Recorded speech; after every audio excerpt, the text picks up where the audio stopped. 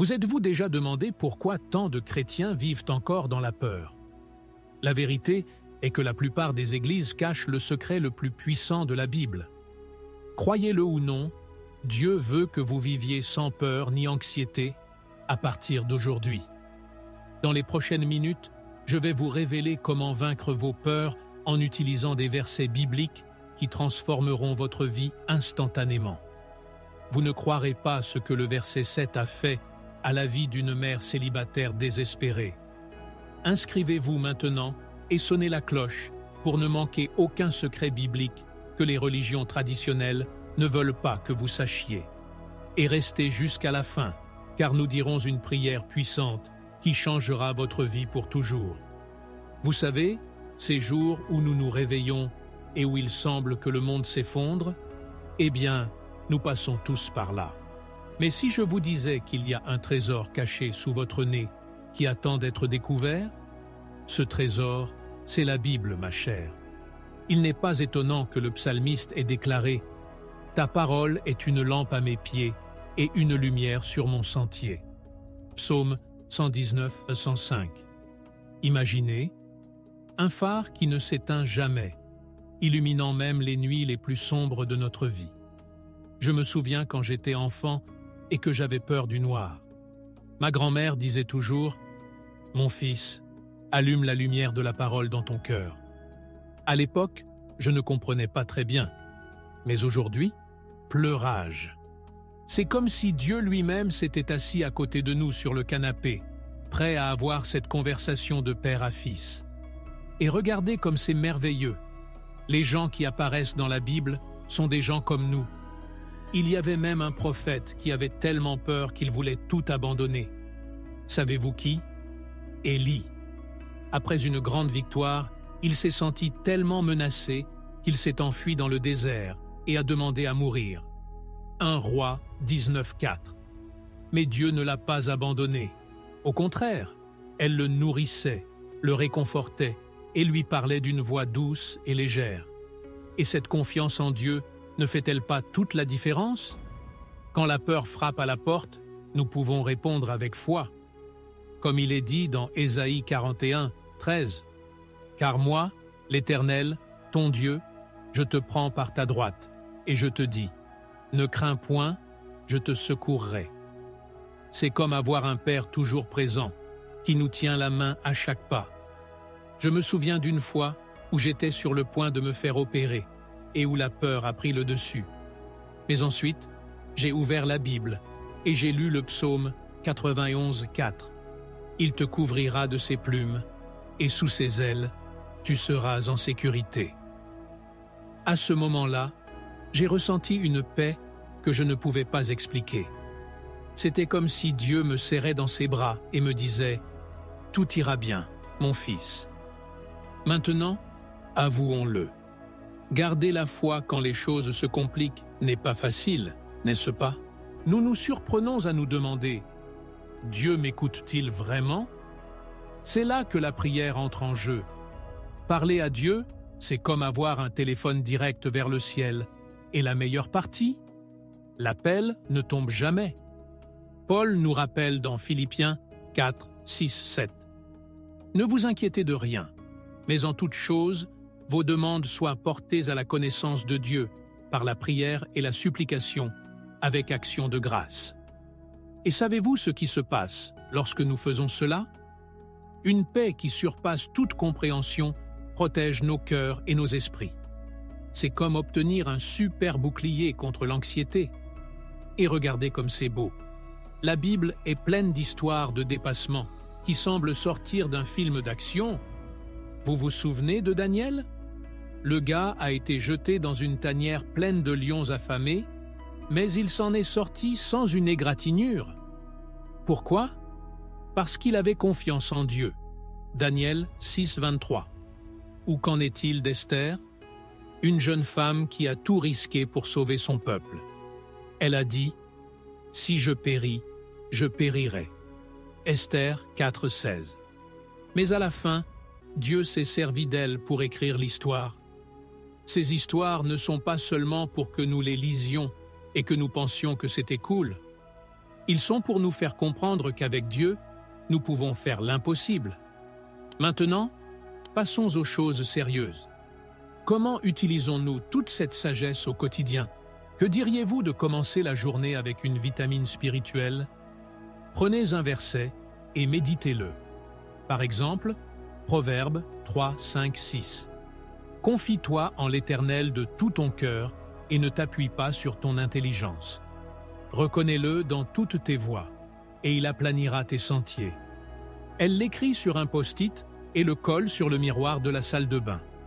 Chaque fois qu'il se brosse les dents, il prend une petite touche. C'est comme donner un bain de foi dans l'âme tôt le matin.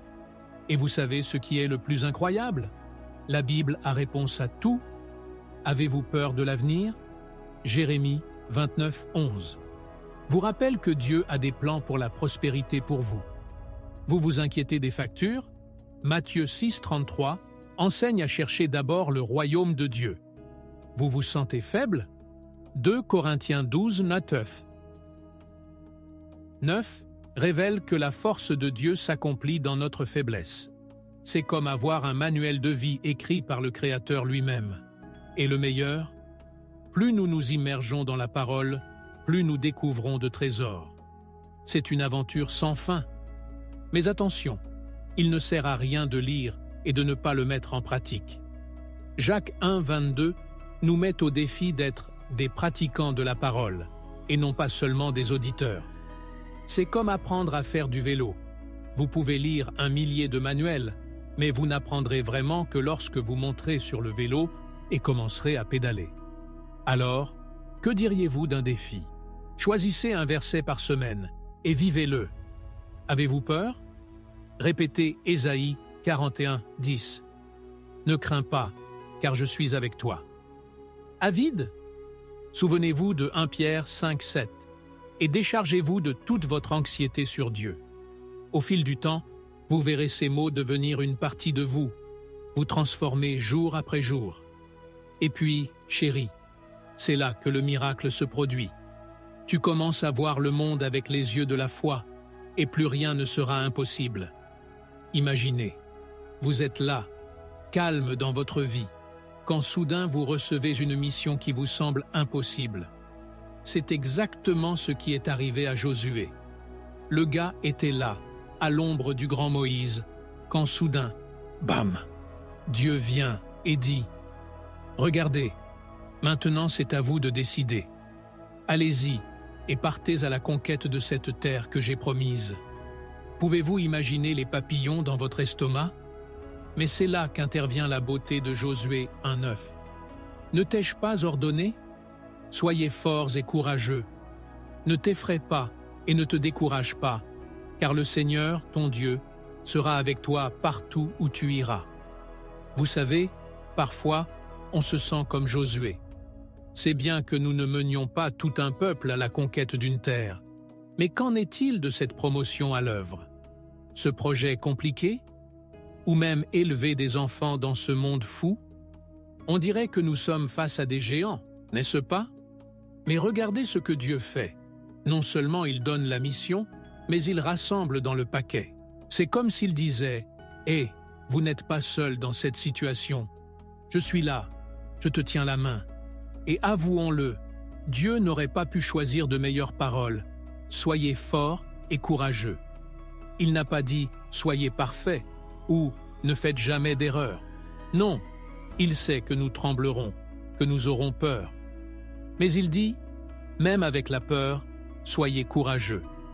C'est comme cette histoire du petit David face au géant Goliath. 1 Samuel 17. L'enfant n'était qu'un jeune berger, mais avec Dieu de son côté, il a renversé le géant. Nous pouvons aussi être comme ça, vous savez. Maintenant, réfléchissez avec moi. Quand Dieu dit « Ne vous ai-je pas commandé ?» il rappelle à Josué et à nous quelque chose de super important. Il ne s'agit pas de nos capacités, mais de l'autorité de Dieu. C'est comme s'il disait « Détendez-vous, je suis en contrôle. » Vous vous souvenez de Moïse? Le gars bégayait, et pourtant Dieu l'a utilisé pour libérer tout un peuple. Exode 4, 10, 12. Dieu n'appelle pas ceux qui sont capables. Il donne du pouvoir à ceux qui sont appelés. Et vous savez ce qui est le plus incroyable? Cette promesse n'était pas seulement pour Joshua, vous savez? C'est pour nous aussi. Dans Hébreux 13:5, Dieu promet « Je ne te quitterai jamais, je ne t'abandonnerai jamais ». C'est comme une colle super divine. Elle nous colle et ne se libère plus. Alors, la prochaine fois que vous vous sentirez petit face à un énorme défi, rappelez-vous, vous avez le Dieu de l'univers de votre côté. Mais soyons pratiques. Comment l'appliquer au quotidien? Que diriez-vous de commencer par écrire Josué 1:9 sur une feuille de papier et de la coller sur le réfrigérateur?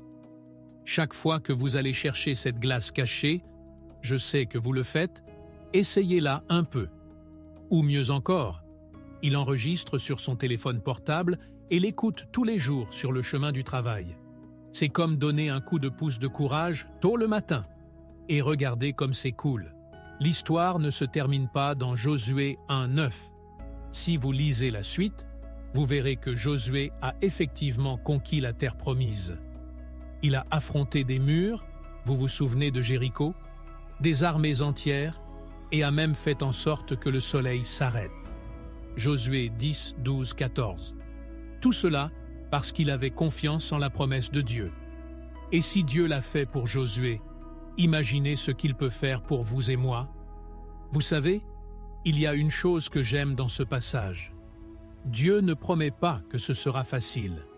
Il ne dit pas « Détends-toi, Josué, ça va être facile ». Non, il dit d'être fort et courageux précisément parce qu'il sait que ce sera difficile. C'est comme s'il disait « Regardez, il va y avoir une bataille, mais je vais être là avec vous ». C'est comme dans nos vies. Dieu ne nous sort pas de la tempête, mais il nous promet d'être avec nous au milieu de celle-ci. Et pour clore en fanfare, rappelez-vous qu'au début je parlais de l'impossible mission de Josué. Eh bien, avec Dieu de votre côté, l'impossible devient possible. Paul l'a bien compris lorsqu'il a écrit « Je peux tout par Christ qui me fortifie ». Philippiens 4:13. Alors, la prochaine fois que vous vous sentirez comme un Josué devant votre propre Jourdain, rappelez-vous, Dieu ne vous a pas seulement donné la mission, mais il passera lui-même avec vous. Après tout, avec Dieu dans le bateau, même la plus grande tempête devient une occasion de voir un miracle. Vous êtes-vous déjà arrêté pour penser à quel point il est agréable d'allumer une lumière lorsque vous êtes dans l'obscurité? C'est un soulagement, n'est-ce pas? Eh bien, le roi David a ressenti quelque chose de similaire, seulement 1000 fois plus puissant. Dans le psaume 27:1, il lâche cette perle. « L'Éternel est ma lumière et mon salut. De qui vais-je avoir peur? » Blimey. C'est comme si David avait découvert un interrupteur divin qui illumine même l'obscurité la plus sombre de la vie. Vous savez, David n'était pas n'importe quel gars. Il a affronté des lions, des ours, des géants. Vous vous souvenez de Goliath? Et même un roi fou qui voulait le tuer. Mais même avec tout cela, il avait cette confiance inébranlable en Dieu. C'est comme s'il avait un secret qui a fait que la peur s'est transformée en courage. Et devinez quoi? Il partage ce secret avec nous dans ce verset. Maintenant, jouons au détective pendant 1 minute. David dit que Dieu est sa lumière. N'est-ce pas génial? Réfléchissez avec moi. À quoi sert la lumière? Il dégage le chemin, chasse les ombres, révèle ce qui est caché. C'est exactement ce que Dieu fait dans nos vies. Quand nous sommes perdus, ne sachant pas où aller, il vient éclairer notre chemin. Comme il est dit dans le psaume 119:105, « Ta parole est une lampe à mes pieds et une lumière sur mon sentier. » C'est comme un GPS divin. Mais David ne s'arrête pas là, non. Il dit aussi que Dieu est son salut. Pleurage. C'est comme avoir un super-héros privé, toujours prêt à vous sauver. Vous vous souvenez quand Pierre marchait sur l'eau et commençait à couler? Il s'est écrié « Seigneur, sauve-moi » et Jésus l'a immédiatement tendu et l'a tenu dans ses bras. Matthieu 14, 30, 31. C'est le genre de salut dont parle David. Peu importe la taille du concombre, Dieu est toujours prêt à passer à l'action. Et voici la cerise sur le gâteau. De qui vais-je avoir peur? Regardez quelle déclaration puissante. C'est comme si David disait « Craignez-moi, vous n'avez pas votre place ici. » Savez-vous pourquoi? Parce que lorsque nous comprenons que Dieu est notre lumière et notre salut, nous acquérons un courage que nous ne pouvons même pas expliquer. C'est comme cette scène de film où le héros fait face au méchant et lui dit « Tu n'as aucun pouvoir sur moi ». Seulement mieux, parce que notre héros, c'est Dieu lui-même. Mais soyons pratiques. Comment l'appliquer au quotidien? Que diriez-vous de faire un exercice? La prochaine fois que la peur frappe à votre porte, et elle le fera, vous pouvez en être sûr, vous répondez comme ceci. Désolé, mauvaise adresse. C'est là que réside la confiance en Dieu. Ça a l'air idiot, mais ça marche. C'est comme reprogrammer votre cerveau pour avoir confiance plutôt que peur. Et vous savez ce qui est le plus cool? Cette confiance que David avait n'était pas seulement pour lui. Dans 1 Jean 4, 18, nous lisons « L'amour parfait chasse la crainte ». Lorsque nous comprenons combien Dieu nous aime, la peur commence à perdre de sa force. C'est comme si l'amour de Dieu était de la kryptonite pour la peur. Ça fond tout simplement. Maintenant, imaginez, si David, qui a été persécuté, qui a vécu dans les guerres, qui a affronté de vrais dangers tous les jours, pouvait avoir cette confiance, que dirions-nous? Il est vrai que nous ne combattons pas les Philistins, Dieu merci, mais nous avons nos batailles quotidiennes. Des factures à payer, des relations à gérer, des décisions difficiles à prendre. Et dans toutes ces situations, nous pouvons déclarer comme David « Le Seigneur est ma lumière et mon salut ». Et pour clore par une clé d'or, cette confiance qu'avait David n'était pas aveugle, non. C'était basé sur son expérience avec Dieu. Il avait vu Dieu à l'œuvre tant de fois qu'il ne pouvait plus douter. C'est comme cet ami qui est toujours là pour vous. Il arrive un moment où vous ne le remettez même plus en question. Vous faites simplement confiance. Et c'est ce que Dieu veut être pour nous, celui en qui nous avons confiance les yeux fermés, parce que nous savons qu'il est la lumière dans l'obscurité et le salut en cas de besoin. Alors, la prochaine fois que la peur voudra vous paralyser, rappelez-vous, vous avez le Dieu de l'univers de votre côté. Et avec lui, même la vallée la plus sombre devient une allée illuminée. Vous savez ces jours où vous vous réveillez et qu'il semble que le monde conspire contre vous? Le réveil ne sonne pas, le café se renverse, la circulation est chaotique. Eh bien, ces jours-ci, nous voulions vraiment un super pouvoir, n'est-ce pas? Eh bien, j'ai une nouvelle incroyable pour vous. Nous l'avons. C'est juste là, dans Ésaïe 41, 10. C'est comme si Dieu nous avait envoyé un WhatsApp en disant « Hé, détendez-vous, je suis ici avec vous. Jetons un coup d'œil à cette perle rare. N'ayez pas peur, car je suis avec vous. Ne vous effrayez pas, car je suis votre Dieu. Je te fortifie, je t'aide, et je te soutiens de la main droite de ma justice. » Pleurage. C'est beaucoup de bonnes choses dans un couplet, n'est-ce pas? C'est comme gagner à la loterie spirituelle. Tout d'abord, Dieu nous commande de ne pas avoir peur. Facile à dire, n'est-ce pas? Mais calmez-vous, il ne s'arrête pas là. Il explique pourquoi. Parce que je suis avec vous. Pensez-y. Le Créateur de l'univers, celui qui a créé les galaxies et les océans, dit qu'il est de notre côté. C'est comme avoir le meilleur agent de sécurité du monde, 24 heures sur 24, 7 jours sur 7. Qui va s'embêter avec le fait que tu es un garde du corps comme ça? Et ce n'est pas tout. Il dit « Je suis ton Dieu ». Ce n'est pas n'importe quel Dieu, non. Il est votre Dieu. C'est personnel, c'est intime. Rappelez-vous quand Dieu a changé le nom d'Abraham en Abraham? Genèse 17, 5.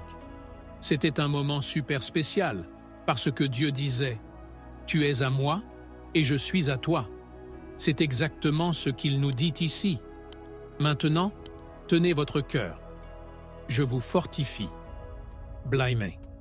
C'est comme si Dieu était une académie spirituelle.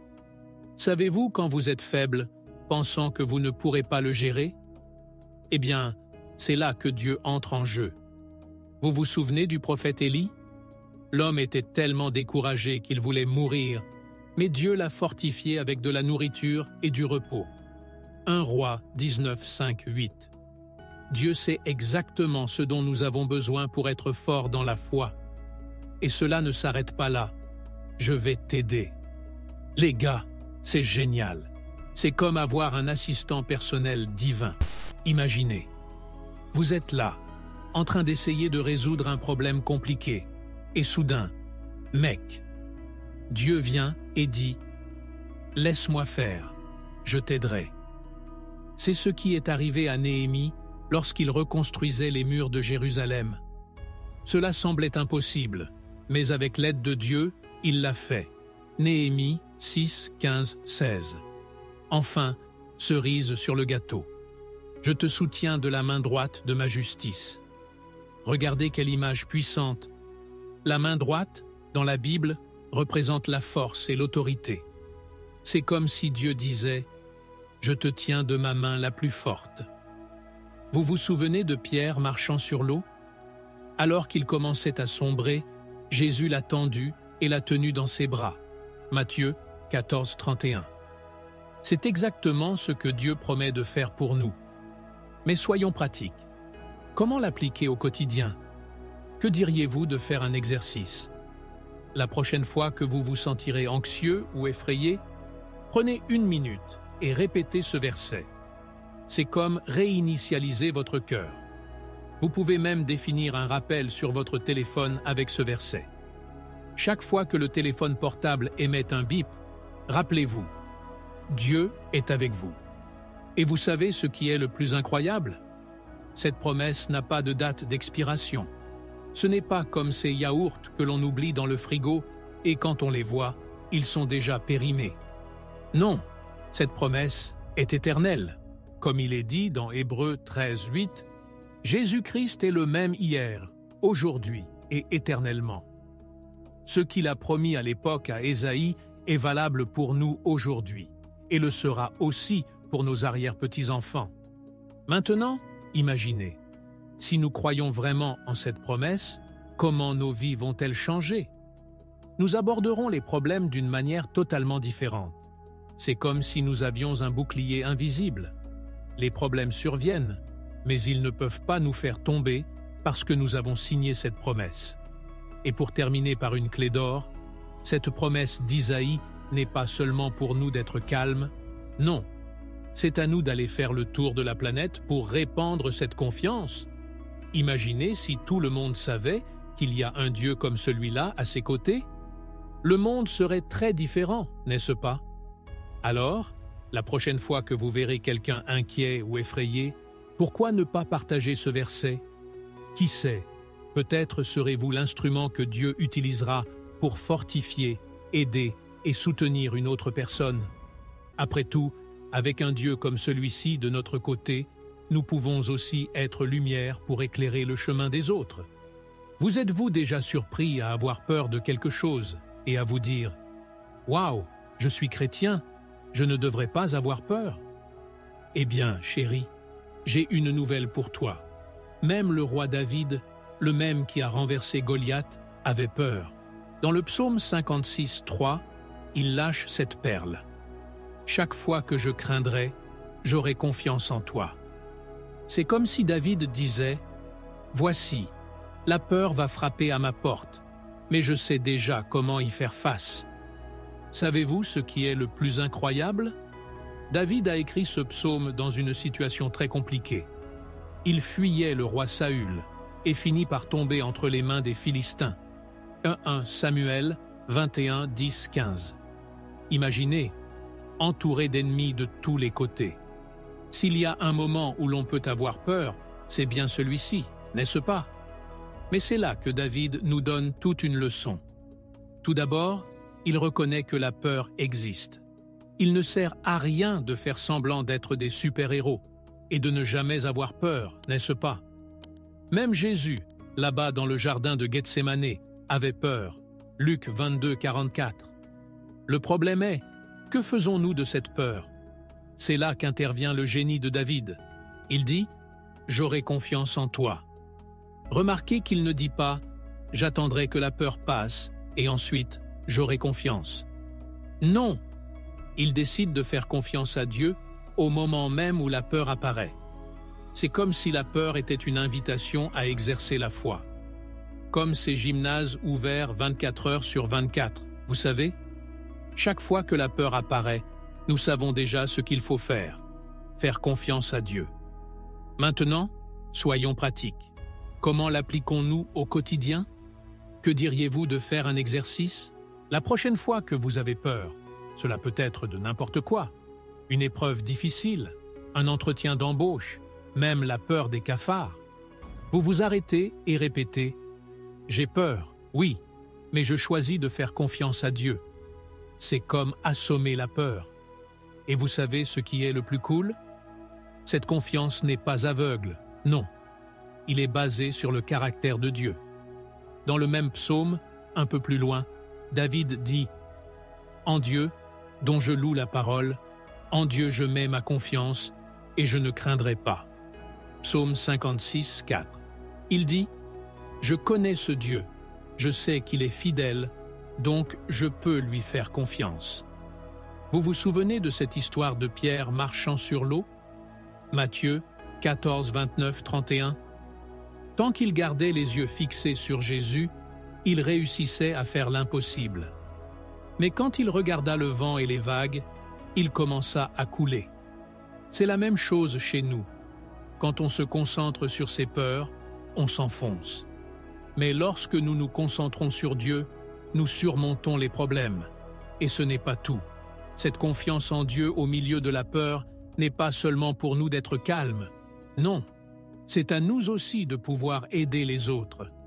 Vous vous souvenez de ce que Paul a dit? « Béni soit le Dieu et Père de notre Seigneur Jésus-Christ, le Père des miséricordes et le Dieu de toute consolation, qui nous console dans toute notre affliction, afin que nous puissions aussi consoler ceux qui sont dans n'importe quelle affliction, avec la consolation dont nous sommes nous-mêmes consolés par Dieu. » 2 Corinthiens 1, 3, 4.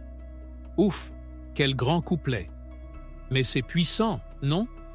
Nous apprenons à faire confiance à Dieu au milieu de la peur, afin de pouvoir enseigner aux autres à faire de même. Maintenant, imaginez. Et si nous commencions à voir la peur non pas comme un ennemi, mais comme une opportunité, une occasion de grandir dans la foi, de faire l'expérience de la puissance de Dieu, de témoigner aux autres. C'est comme transformer des citrons en limonade, mais en mieux. C'est transformer la peur en miracle. Et pour terminer par une clé d'or, cette leçon du psaume 56, 3 n'est pas seulement pour les moments de grand danger, non. C'est pour tout moment que nous craignons. Il peut s'agir de cette peur stupide de parler en public, ou de cette peur plus grande de perdre quelqu'un que nous aimons. L'ampleur de la peur n'a pas d'importance. Ce qui compte, c'est que nous ayons un Dieu plus grand que toute peur. Alors, la prochaine fois que la peur frappera à votre porte, rappelez-vous, vous avez le choix. Vous pouvez le laisser entrer et s'occuper de la maison, ou vous pouvez dire « Oups, la peur, tu arrives juste à temps. J'avais vraiment besoin d'exercer ma confiance en Dieu. » Et puis, qui sait, cette peur deviendra pour vous un tremplin vers une expérience miraculeuse. Vous êtes-vous déjà retrouvé avec la tête qui s'emballe à 1 km à l'heure, préoccupé par 1001 choses en même temps? Eh bien, mon ami, l'anxiété est comme ce visiteur incommode qui arrive à l'improviste et veut rester pour dîner. Mais si je vous disais qu'il existe un remède infaillible à toute cette inquiétude, eh bien, l'apôtre Paul, dans Philippiens 4, 6, 7, nous donne une recette puissante, la prière. Il dit « Ne vous inquiétez de rien, mais en toute chose, vos demandes soient portées à la connaissance de Dieu par la prière et la supplication avec action de grâce. » C'est comme si Paul disait « Hé, détends-toi, parlez-en à Dieu, Mais soyons d'accord, n'est-ce pas? Parler est facile, difficile, c'est faire. Comment arrêter de s'inquiéter ainsi, en un claquement de doigts? Eh bien, la vérité est que ce n'est pas magique, mais c'est plus simple qu'il n'y paraît. Imaginez que votre esprit est comme un verre d'eau. Quand nous sommes anxieux, c'est comme si ce verre se remplissait, jusqu'à ce qu'il déborde. Prière? Oh, c'est comme une paille que nous mettons dans cette coupe, permettant à toute cette inquiétude de couler vers Dieu. Cool, non? Et le meilleur, il n'est pas nécessaire que ce soit une prière compliquée.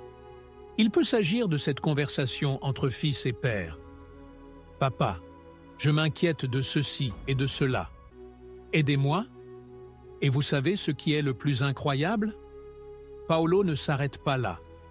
Il dit que lorsque nous faisons cela, nous faisons l'expérience d'une paix qui dépasse toute compréhension. Oups, c'est sérieux, hein? Ce n'est pas n'importe quelle petite pelle. C'est une paix que nous ne pouvons même pas expliquer correctement. C'est ce sentiment que tout va bien, même quand il semble que tout va mal. C'est comme si Dieu venait et disait « Détends-toi, mon fils, je suis en contrôle. Et regardez comme c'est cool. Cette paix n'est pas qu'un sentiment passager. Paul dit qu'elle garde nos cœurs et nos esprits en Jésus-Christ. C'est comme avoir un agent de sécurité privé pour votre âme. Maintenant, soyons pratiques. Comment l'appliquons-nous au quotidien? Que diriez-vous de commencer par créer un coin de prière chez vous? Il peut s'agir d'un coin du canapé ou d'une chaise sur le balcon. L'important est d'avoir un endroit où vous pouvez vous asseoir, respirer profondément et parler à Dieu. Et cela n'a pas besoin d'être compliqué, vous voyez? Vous pouvez commencer par 5 minutes par jour. Parlez à Dieu de votre journée, de vos soucis, de vos rêves. Et n'oubliez pas de vous remercier aussi. La gratitude est comme un aimant pour la paix. Et regardez comme c'est cool. La prière n'a pas besoin d'être simplement parlée. Que diriez-vous d'un journal de prière? Il prend un joli carnet et commence à écrire ses prières. C'est incroyable, comme le fait de le mettre sur papier aide à organiser les pensées. Mieux encore, dans un certain temps, vous pourrez regarder en arrière et voir combien de prières Dieu a exaucées. C'est comme créer un album souvenir de votre voyage avec Dieu. Cool, non? Et cela ne s'arrête pas là. Que diriez-vous de créer un groupe de prière avec des amis? Cela peut être via WhatsApp. Chacun partage ses demandes et tout le monde prie pour l'autre. C'est un moyen puissant de se sentir soutenu et connecté. Mais attention, la prière, ce n'est pas seulement dire non, vous voyez? C'est aussi écouter. Parfois, nous sommes tellement préoccupés par l'élimination de toutes nos angoisses que nous oublions de faire une pause et d'écouter ce que Dieu a à dire. Que diriez-vous, après avoir prié, de rester silencieux pendant quelques minutes? Respirez profondément, videz votre esprit et soyez attentifs. Vous serez émerveillés par les idées et la paix qui viennent dans ces moments de calme. C'est comme si Dieu murmurait directement dans votre cœur. Ce n'est pas grave, je suis ici avec vous. Et vous savez ce qui est le plus incroyable? Plus nous pratiquons cet échange d'anxiété pour la paix par la prière, plus cela devient facile. C'est comme un muscle que nous exerçons. Au début, cela peut être difficile. L'esprit ne cesse de sauter d'inquiétude en inquiétude. Mais avec le temps, vous verrez comment il devient plus naturel de tout abandonner à Dieu. C'est comme apprendre à faire du vélo. Au début, nous tombons beaucoup, mais ensuite, nous ne nous souvenons même pas de ce que c'était que de ne pas savoir marcher. La prière devient un réflexe, une réponse automatique à toute préoccupation qui surgit. Enfin, rappelez-vous que Paul parle d'action de grâce? Eh bien, c'est crucial. Remercier au milieu des inquiétudes semble contradictoire, n'est-ce pas? Mais c'est exactement là que réside le secret. Lorsque nous rendons grâce, nous nous concentrons non plus sur nos préoccupations, mais sur les bénédictions que nous avons déjà. C'est comme allumer une lumière dans une pièce sombre. Soudain, tout devient plus lumineux.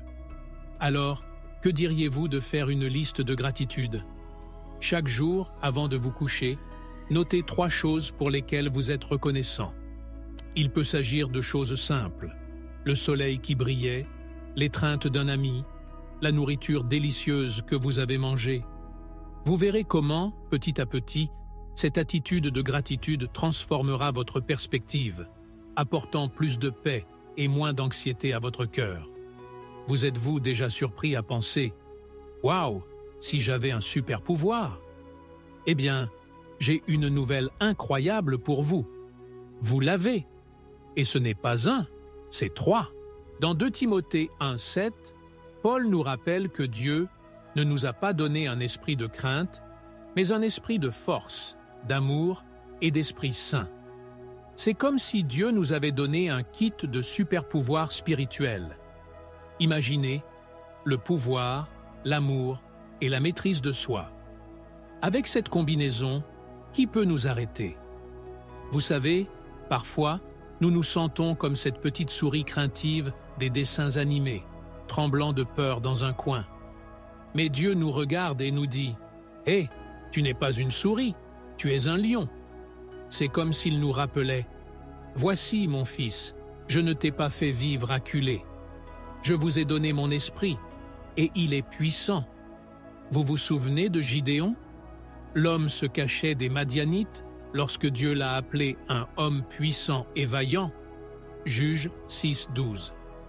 Dieu ne nous voit pas tels que nous sommes maintenant, mais tels que nous pouvons être avec sa puissance. Et parlons de ce pouvoir, hein? Ce n'est pas ce pouvoir de super-héros de film.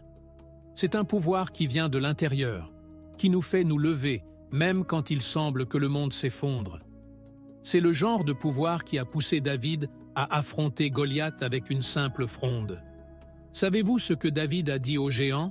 « Tu viens contre moi avec l'épée, et avec la lance, et avec un bouclier, mais je vais contre toi au nom de l'Éternel des armées. » 1 Samuel 17, 45. C'est cette puissance qui nous fait affronter les géants de la vie. Mais attendez, ce n'est pas tout. En même temps que la puissance, Dieu nous a donné l'esprit d'amour. Et ce n'est pas cet amour mielleux de feuilleton, vous voyez? C'est un amour qui transforme, qui guérit, qui restaure. C'est le genre d'amour qui a fait dire à Jésus sur la croix « Père, pardonne-leur, car ils ne savent pas ce qu'ils font. » Luc 23, 34. Imaginez la puissance de cet amour. C'est un amour qui nous fait voir les gens comme Dieu les voit. C'est un amour qui nous donne le courage de pardonner, de tendre la main, de faire une différence. Avec cet amour, nous pouvons changer le monde, vous savez? Et pour clore le trio de superpuissance, nous avons la modération, ou comme certains traduisent, la maîtrise de soi. Maintenant, ne pensez pas que c'est ennuyeux. Vous voyez? La maîtrise de soi est comme le volant d'une voiture puissante. Sans elle, toute cette puissance peut provoquer tout un accident.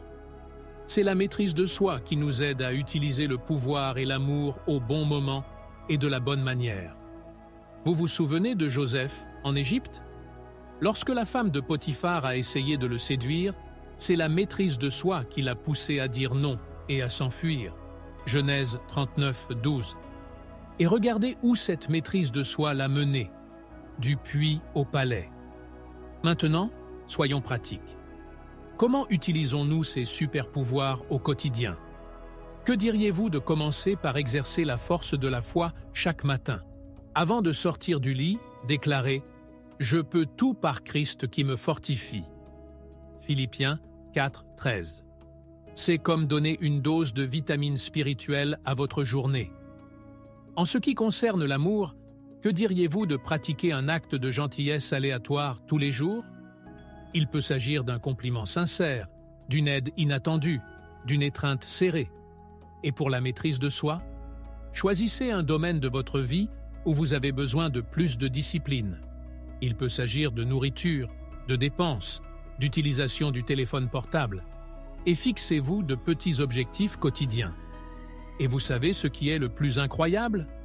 Ces pouvoirs grandissent au fur et à mesure que nous les utilisons. C'est comme un muscle spirituel. Plus nous faisons de l'exercice, plus nous devenons forts. Paul dit dans Romains 5, 3, 4.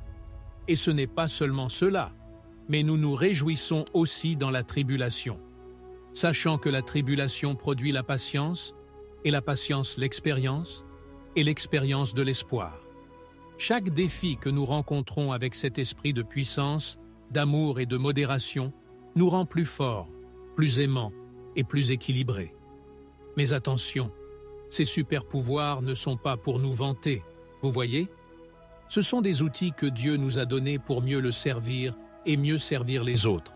C'est comme Pierre nous le rappelle, que chacun exerce le don qu'il a reçu pour servir les autres, en administrant fidèlement la grâce de Dieu sous ses multiples formes.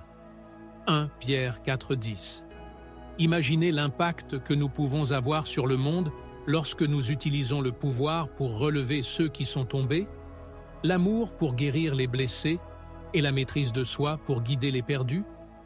Et pour terminer en beauté, rappelez-vous qu'au début, j'ai dit qu'ils étaient des super-pouvoirs.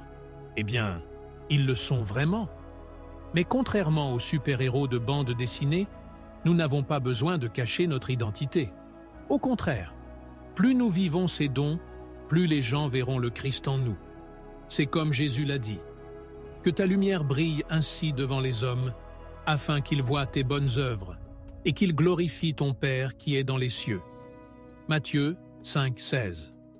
Alors, ma chère, il est temps de mettre la cape, ou plutôt le manteau, et de répandre le pouvoir, l'amour et la maîtrise de soi. Le monde a besoin de vos super-pouvoirs. Imaginez la scène. Moïse, cet homme de 120 ans, se tenant devant tout le peuple d'Israël. Il est sur le point de dire au revoir, mais d'abord, il a un message crucial à transmettre. C'est comme le discours de remise des diplômes de la vie. Vous voyez? Et que dit-il? Sois fort et courageux, n'aie pas peur et n'aie pas peur d'eux, car c'est le Seigneur, ton Dieu, qui va avec toi. Il ne te quittera pas et ne t'abandonnera pas. Pleurage. C'est effrayant, n'est-ce pas? Vous savez, parfois, nous nous sentons comme les Israélites à ce moment-là.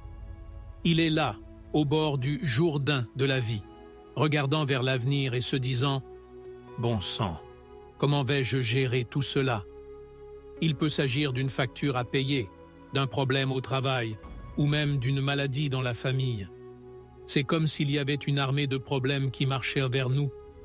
Mais c'est là que les paroles de Moïse résonnent à travers les siècles. Soyez forts et courageux.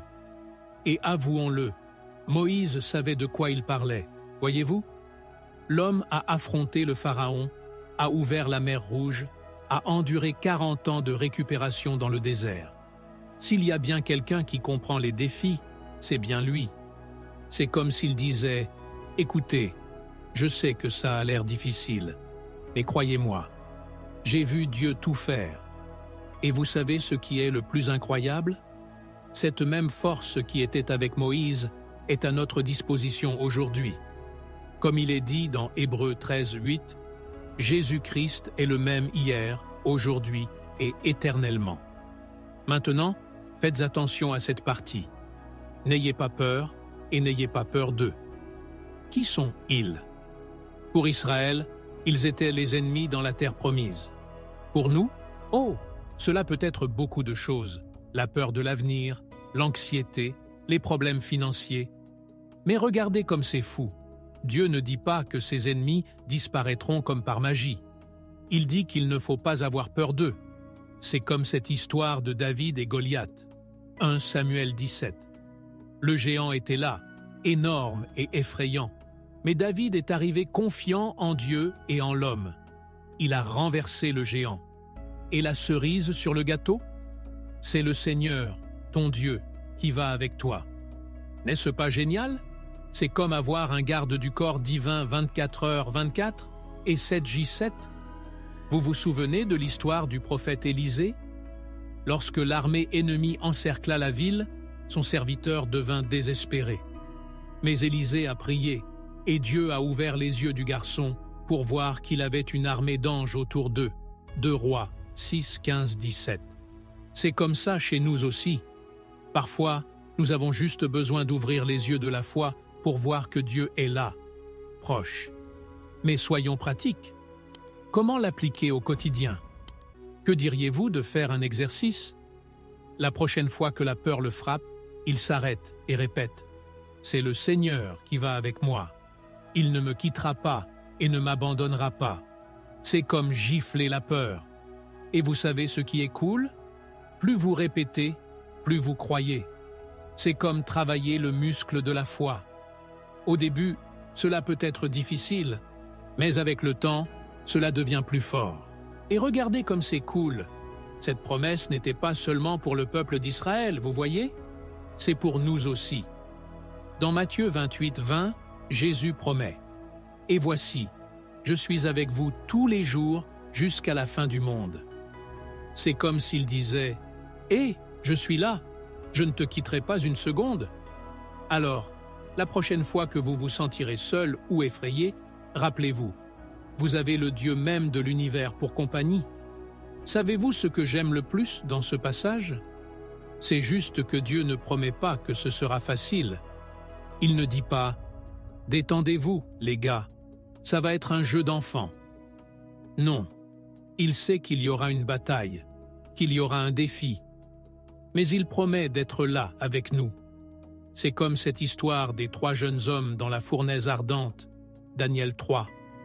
Dieu ne les a pas empêchés d'être jetés dans le feu, mais il y est entré avec eux. Et savez-vous ce qui s'est passé? Pas un cheveu n'a été brûlé. Et pour clore par une clé d'or, ce courage dont parle Moïse n'est pas l'absence de peur, non. Il fait ce qui doit être fait, même si nous avons peur. C'est comme ce que Paul a dit. Car Dieu ne nous a pas donné un esprit de crainte, mais un esprit de force, d'amour et de bon sens. 2 Timothée 1,7. Alors, la prochaine fois que vous vous sentirez petit face à un grand défi, rappelez-vous, vous avez le Dieu de l'impossible de votre côté. Et avec lui, même la vallée de l'ombre de la mort devient une passerelle illuminée. Après tout, si Dieu est pour nous, qui peut être contre nous? Romains 8, 31. Vous connaissez ce sentiment lorsque vous trouvez enfin les clés que vous cherchiez? Ce soulagement, cette joie? Eh bien, le roi David a ressenti quelque chose de similaire, seulement 1000 fois plus puissant. Dans le psaume 34, 4, il lâche cette perle. « Je cherchais l'Éternel, et il me répondit. Il m'a délivré de toutes mes peurs. » Pleurage. C'est comme si David avait découvert le bouton « Supprimer » pour toutes les peurs de la vie. Maintenant, regardons de plus près ce bijou. David commence par dire « J'ai cherché le Seigneur ». N'est-ce pas incroyable? Il n'a pas attendu que la peur passe de lui-même, ni n'a essayé de faire semblant que tout allait bien. Non, il est allé directement à la source. C'est comme s'il avait un GPS spirituel pointant toujours vers Dieu. Vous vous souvenez quand Jacob luttait avec Dieu? Il a dit « Je ne te laisserai pas aller si tu ne me bénis ».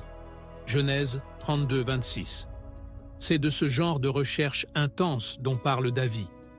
Et regardez ce qui se passe lorsque nous cherchons vraiment Dieu. Il m'a répondu.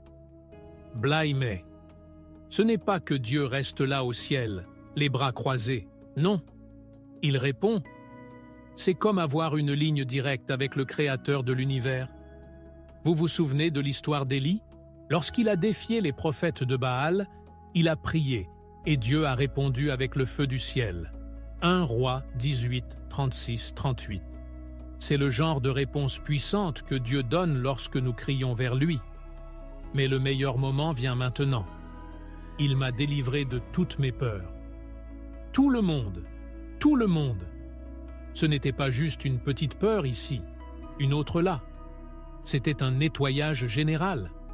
C'est comme si Dieu était entré dans la maison de la peur et avait fait un nettoyage en profondeur. Vous connaissez ce verset de 2 Timothée 1,7 qui dit « Car Dieu ne nous a pas donné un esprit de crainte, mais un esprit de force, d'amour et d'esprit saint. » C'est exactement ce que David a vécu. Maintenant, soyons pratiques. Comment l'appliquons-nous au quotidien? Que diriez-vous de faire un journal de recherche? Chaque fois que vous avez peur, notez-le dans un cahier. Ensuite, il prie sur chacune de ces peurs, les abandonnant à Dieu. Au fil du temps, vous verrez comment ces peurs disparaissent de votre liste. C'est comme faire un nettoyage spirituel régulier. Et vous savez ce qui est le plus incroyable? Cette délivrance que David a vécue n'était pas un événement isolé. En 1 Pierre 5,7, il nous est recommandé de « rejeter sur lui toute votre inquiétude, parce qu'il prend soin de vous ». C'est une invitation constante pour nous à jeter nos peurs dans le giron de Dieu. Imaginez quel soulagement. Mais attention, chercher Dieu, ce n'est pas seulement parler, non, c'est aussi écouter. Parfois, nous sommes tellement préoccupés par l'abandon de toutes nos peurs que nous oublions de faire une pause et d'écouter ce que Dieu a à dire. Que diriez-vous, après avoir prié, de rester silencieux pendant quelques minutes? Respirez profondément, videz votre esprit et soyez attentifs. Vous serez émerveillés par les idées et la paix qui viennent dans ces moments de calme. Et regardez quelle belle chose! Cette libération de la peur n'est pas seulement pour nous d'être calmes, non. C'est à nous aussi de pouvoir aider les autres. Vous vous souvenez de ce que Paul a dit? « Béni soit le Dieu et Père de notre Seigneur Jésus-Christ, le Père des miséricordes et le Dieu de toute consolation, qui nous console dans toute notre affliction, afin que nous puissions aussi consoler ceux qui sont dans n'importe quelle affliction, avec la consolation dont nous sommes nous-mêmes consolés par Dieu. » 2 Corinthiens 1, 3, 4. Nous sommes libres de la liberté. Pour clore par une clé d'or, cette recherche de Dieu dont parle David n'est pas une chose compliquée, non. Cela peut être aussi simple que de dire « Mon Dieu, j'ai peur. Aidez-moi. » C'est comme cette histoire de la femme qui a touché le bord de la robe de Jésus et a été guérie. Marc 5, 25, 34. Parfois, une touche de foi est tout ce dont nous avons besoin pour faire l'expérience de la puissance libératrice de Dieu. Alors, la prochaine fois que la peur frappera à votre porte, rappelez-vous, vous avez un Dieu qui non seulement entend vos prières, mais qui a le pouvoir de vous libérer de toute peur. Et avec lui à vos côtés, même la plus grande des peurs devient une occasion de voir la puissance de Dieu à l'œuvre.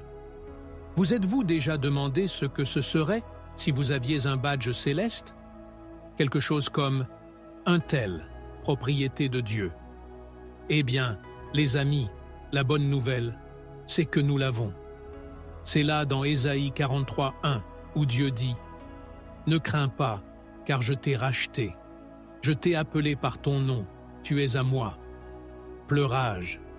C'est comme recevoir un câlin chaleureux de Dieu et l'entendre vous murmurer à l'oreille « Détends-toi, tu es mon chéri. » Déballons ce cadeau divin.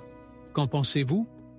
Tout d'abord, Dieu nous commande de ne pas avoir peur. Il sait que nous vivons dans un monde plein de choses effrayantes, n'est-ce pas? Factures à payer, maladies, relations compliquées. Mais c'est comme si Dieu disait « Hé, regardez-moi, je suis plus grand que ça. » Rappelez-vous quand les disciples étaient sur la barque et que cette violente tempête est arrivée? Ils étaient terrifiés, mais Jésus est venu et a tout calmé d'un seul mot. Marc 4, 39. Eh bien, le même Jésus qui a calmé la tempête nous dit « N'ayez pas peur. Maintenant, tenez votre cœur. Je t'ai racheté. » Savez-vous ce que c'est? C'est comme si vous aviez une dette géante, une de celles que vous ne pourriez jamais payer, et que soudain quelqu'un vient et vous dit « Tout est payé !» C'est exactement ce que Jésus a fait pour nous sur la croix. Comme il est dit dans Colossiens 2, 14, il a annulé notre dette en la clouant à la croix. C'est effrayant, non? Et ce n'est pas tout. Je t'ai appelé par ton nom. Pensez-y.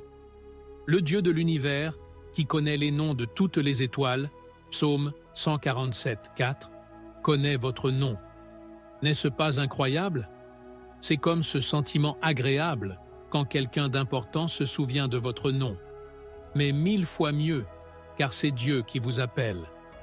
Vous vous souvenez quand Jésus a appelé Zachée par son nom? Luc 19, 5. Le gars était tellement heureux qu'il a changé de vie tout de suite. Enfin, cerise sur le gâteau. You are mine. Les gars, c'est génial. C'est comme si Dieu avait mis un sceau divin sur vous en disant « Celui-ci est à moi ». Connaissez-vous ce sentiment d'appartenance à une famille? Avoir un endroit où l'on est aimé inconditionnellement? Eh bien, c'est ce que Dieu nous offre. Comme il est dit dans 1 Jean 3:1, « Voyez combien est grand l'amour que le Père nous a donné. Pour être appelés enfants de Dieu, nous sommes. » Mais soyons pratiques. Comment l'appliquer au quotidien? Que diriez-vous de faire un exercice? Chaque matin, au réveil, vous vous regardez dans le miroir et vous vous dites « Je suis racheté, appelé par mon nom, et j'appartiens à Dieu. » C'est comme donner un coup de pouce à l'estime de soi spirituelle tôt le matin. Et vous savez ce qui est le plus cool? Plus vous répétez cela, plus vous croyez, et plus cela devient réel dans votre vie. Et vous savez ce qui est incroyable? Cette promesse s'applique à tout le monde. Peu importe ce que vous avez fait, où vous êtes allé, ou ce que les gens disent de vous. Aux yeux de Dieu, vous êtes trop précieux. Vous vous souvenez de la parabole de la brebis perdue? Luc 15, 3, 7. Jésus a quitté les 99 pour n'en poursuivre qu'un. C'est ce que Dieu ressent pour vous. Maintenant, imaginez ce que ce serait si nous vivions chaque jour avec cette certitude dans nos cœurs. Nous aborderions les problèmes d'une manière totalement différente. C'est comme avoir un bouclier invisible contre la peur et l'insécurité. Lorsque des doutes surgissent, et c'est le cas, vous pouvez en être sûr, nous pouvons nous rappeler « Eh, j'appartiens à Dieu. Il me connaît par mon nom. Il m'a racheté. » Et pour clore par une clé d'or, cette sécurité que Dieu nous donne, elle ne nous est pas seulement destinée à être gardée pour nous, non. C'est à nous de nous répartir. Imaginez si tout le monde savait qu'il est aimé ainsi par Dieu. Le monde serait très différent, n'est-ce pas? Alors, la prochaine fois que vous trouverez quelqu'un qui se sent seul ou qui a peur, pourquoi ne pas partager cette vérité? Qui sait, peut-être serez-vous l'instrument que Dieu utilisera pour rappeler à quelqu'un à quel point il est aimé et précieux. Après tout, avec un Père comme celui-ci qui nous appelle par notre nom, nous pouvons faire face à tout ce que la vie nous réserve. Vous savez ces jours où il semble que le monde s'effondre? Eh bien, mon ami, nous les passons tous en revue. C'est comme si nous marchions dans une vallée sombre, pleine d'ombres effrayantes. Mais si je vous disais qu'il y a une lumière qui ne s'éteint jamais, même dans les ténèbres les plus profondes, eh bien, cette lumière existe et est juste là, dans le psaume 23, 4. David, ce jeune berger devenu roi, nous a laissé un trésor lorsqu'il a écrit « Quand je marcherai dans la vallée de l'ombre de la mort, je ne craindrai aucun mal, car tu es avec moi. Ton bâton et ton bâton me consolent. » Pleurage, c'est comme avoir un garde du corps divin, 24h/24 et 7J7. Maintenant, déballons ce cadeau divin. Qu'en pensez-vous? Tout d'abord, David parle de « la vallée de l'ombre de la mort ». Merde, quelle image forte, non? Mais réfléchissez avec moi. Il ne parle pas seulement de mourir. Il parle de tous ces moments où nous nous sentons perdus, sans espoir. Il peut s'agir d'une maladie, d'un problème au travail, d'une relation qui a pris fin. Ce sont ces moments où nous regardons le ciel et pensons « Mon Dieu, où es-tu » Mais c'est là que le bon côté se trouve. Même dans cette vallée sombre, David dit qu'il n'aura pas peur. Pourquoi? Parce qu'il sait qu'il n'est pas seul. Dieu est là, proche, vous tenant la main. Et regardez quelle belle chose. David ne dit pas que Dieu le fera sortir comme par magie de la vallée. Non, il dit qu'il traversera la vallée, mais avec Dieu de son côté. C'est comme avoir un ami qui ne vous lâche pas le pied, vous savez? Celui qui est avec vous dans la joie et dans la tristesse, dans la santé et dans la maladie. Seulement mieux, parce que cet ami est le créateur de l'univers lui-même. Imaginez, Le même Dieu qui a créé les galaxies et les océans est là, marchant à vos côtés, prenant soin de vous. C'est effrayant, non? Mais soyons pratiques. Comment l'appliquer au quotidien? Que diriez-vous de faire un exercice?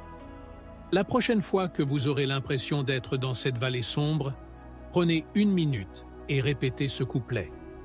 Il ferme les yeux et imagine Dieu marchant à ses côtés. Vous pouvez même tendre la main et imaginer que vous tenez sa main. Ça a l'air idiot, mais ça marche. C'est comme reprogrammer votre cerveau pour avoir confiance plutôt que peur. Et vous savez ce qui est le plus cool? Plus vous pratiquez, plus cela devient naturel. C'est comme apprendre à faire du vélo. Au début, c'est difficile. Mais ensuite, cela devient une seconde nature. Parlons maintenant de la verge et du bâton dont David parle. Savez-vous ce que c'est? Ce sont les outils que le berger utilise pour prendre soin des brebis. Le bâton sert à éloigner les prédateurs et le bâton à guider les moutons vers le bon chemin. C'est comme si Dieu avait une trousse de premiers secours spirituels toujours à portée de main. Quand la peur essaie de vous attaquer, voici Dieu qui vient avec son bâton pour effrayer ce prédateur. Lorsque vous êtes perdu et que vous ne savez pas quelle direction prendre, le bâton de Dieu vous ramène sur le bon chemin. C'est tout un réconfort, n'est-ce pas? Et vous savez ce qui est le plus incroyable? Cette promesse n'a pas de date d'expiration. Ce n'est pas comme ces yaourts que l'on oublie dans le frigo et quand on les voit, ils sont déjà périmés. Non, cette promesse est éternelle. Comme il est dit dans Hébreux 13:8, Jésus-Christ est le même hier, aujourd'hui et éternellement. Ce que Dieu a promis à l'époque à David est valable pour nous aujourd'hui et le sera aussi pour nos arrière-petits-enfants. C'est un chèque en blanc pour la protection et l'amour qui ne perd jamais de sa valeur. Maintenant, imaginez, si nous croyons vraiment en cette promesse, comment nos vies vont-elles changer? Nous aborderons les problèmes d'une manière totalement différente. C'est comme avoir un bouclier invisible. Les problèmes surviennent, mais ils ne peuvent pas nous abattre, parce que nous savons que Dieu est de notre côté. Vous vous souvenez de cette histoire de Pierre marchant sur l'eau? Matthieu 14, 29, 31. Tant qu'il gardait les yeux fixés sur Jésus, il réussissait à faire l'impossible. C'est la même chose chez nous. Quand nous nous concentrons sur Dieu, nous surmontons les problèmes. Et pour terminer par une clé d'or, cette promesse du psaume 23 n'est pas seulement pour nous d'être calmes, non. C'est à nous d'aller faire le tour de la planète pour répandre cette confiance.